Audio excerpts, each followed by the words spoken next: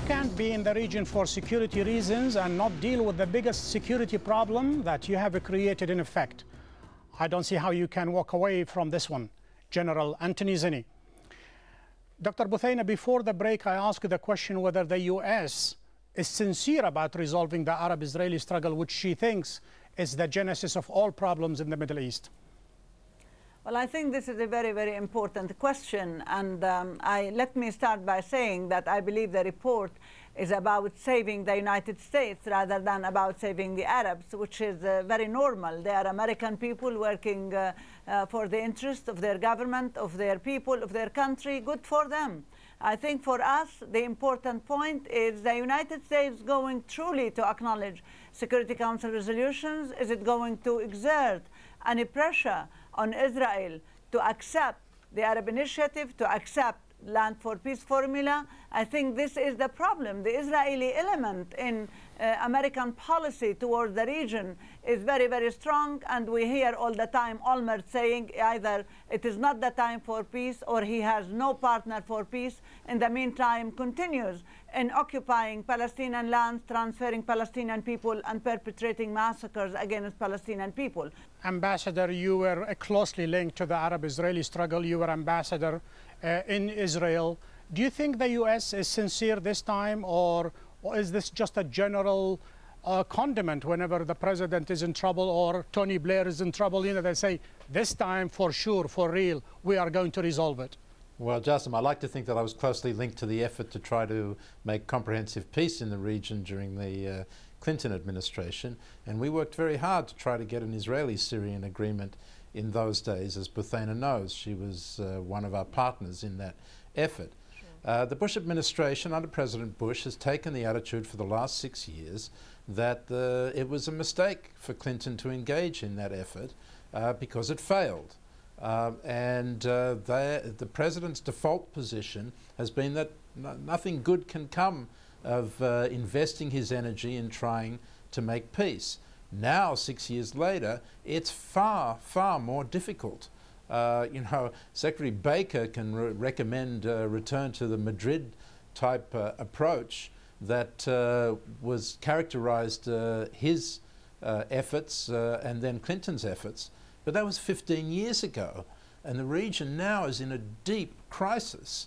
And what we have on Israel's borders, particularly in Lebanon and in Palestine, is failing governments. In the Palestinian arena, we've got a government that's crippled, that cannot move forward, its institutions are collapsing. And so now it's much more difficult. Let me interrupt you for just a second. Default position. Let me interrupt you for just a second to go to Mr. Ayad Samarai. I'll come to you, Dr. Bethany Shaban. I see that you have a comment. Mr. Samarai, Baker is recommending to penalize al-Maliki government if it does not meet certain benchmarks, certain challenges, which it has not done so far. How do you think those pressures will work? Will they bear fruit? Well, actually, we should differentiate between two things. I mean, I think, first of all, the Americans should continue supporting Iraq. But if the government is not willing to work according a program which already agreed on between the parties or between the government and the Americans, then at this point, there should be pressure. You are referring here to the sectarian militias. You want al-Maliki to disband the sectarian militias. Yes, of course. This is one of the issues, actually. This is one of the issues is about the militias and the balancing in building the administrations and the army. Does he have the political will? Does he have the mettle to break off the stranglehold by Muqtada al-Sadr on his government as well as Siri Abdul Aziz al-Hakim? Can he be his own man?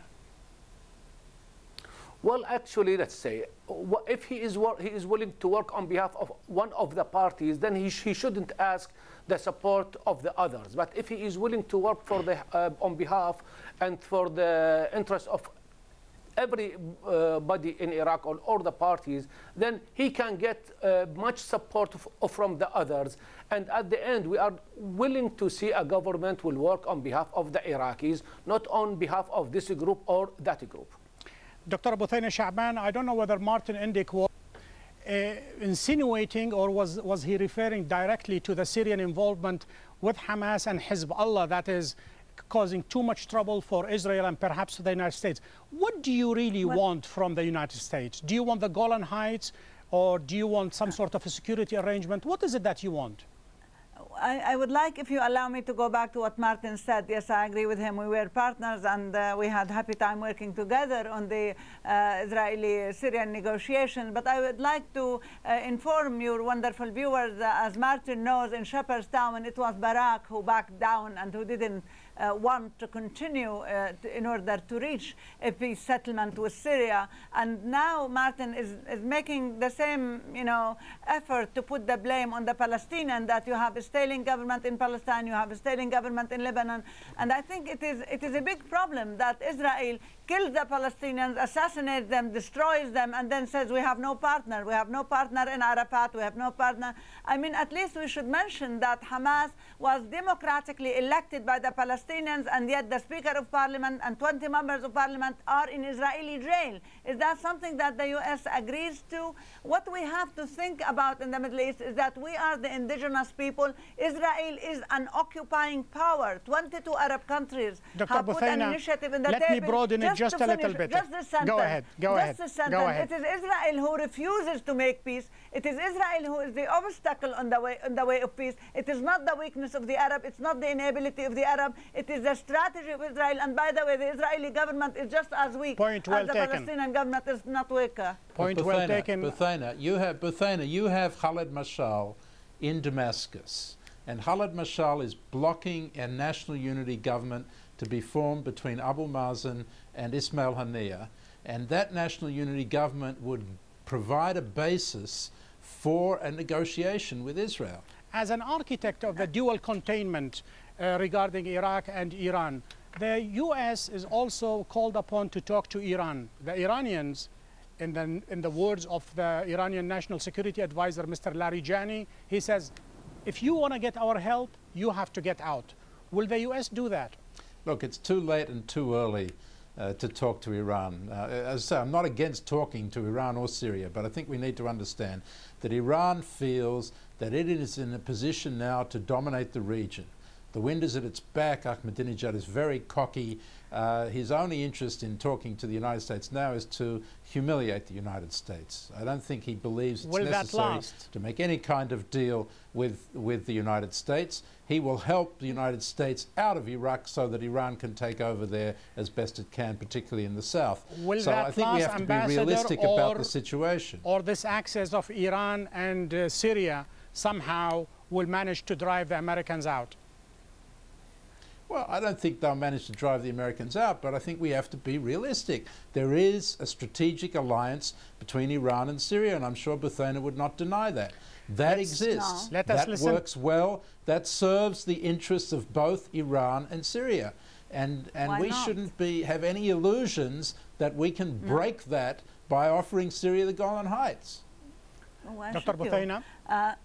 Well, I think it's interesting when they say Iran wants to, or Syria wants to dominate the region. At least we are part of the region. It is the U.S. who is not part of the region and who is truly dominating the region.